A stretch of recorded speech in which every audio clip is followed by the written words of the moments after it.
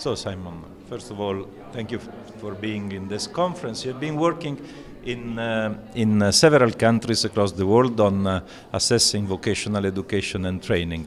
And we would like to get, first of all, a general statement of why is quality assurance important in vocational education and training. Well, for reasons that go beyond the obvious, because quality is at the heart of an effective vocational education and training system. If you have good quality, then employers are going to want the qualification that's provided. If employers want the qualification, that means good wages, good employment returns from that qualification. That means good status for the qualification. And that means that students are going to want to pursue the program. And if good students want to pursue that program, that means that employers are going to be even keener on pursuing that qualification. So it's at the heart of the system. And if quality assurance is not there, then everything is going wrong? That's right. Then you start to get into a vicious circle of where the pattern that I've just described goes into reverse.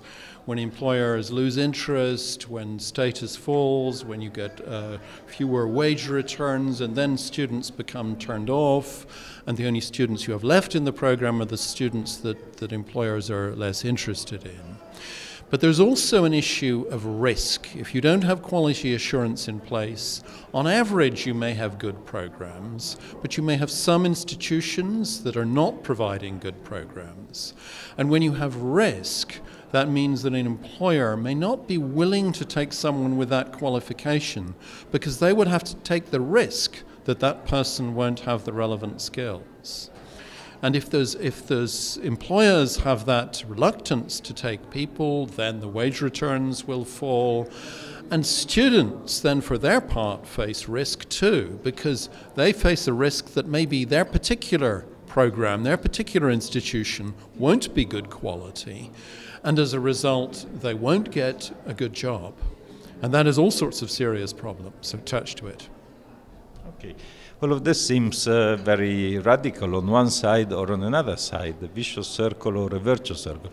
Has this anything to do with private or public provision? For example, in the United States, there are a lot of private providers of vocational education and training, in Europe as well, but in the United States more probably.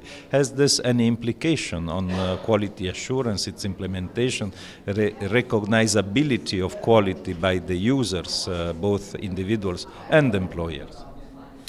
Well, when government does not fund programs, which is often the case with private providers, and when they're charging full fees, then there are slightly different expectations of quality assurance insofar as that is regulated by government, because government is no longer seeking accountability for the public funding that they're pumping into the system. But nevertheless, in most countries, and including many parts of the United States and in the United States in general, there are different systems of quality assurance that apply to private providers and help to ensure that students get a good deal out of the system, even when the training provision is entirely in the private sector. Thank you. Another question I would like to put to you is about ECAVET, your view on ECAVET after attending one day of the conference.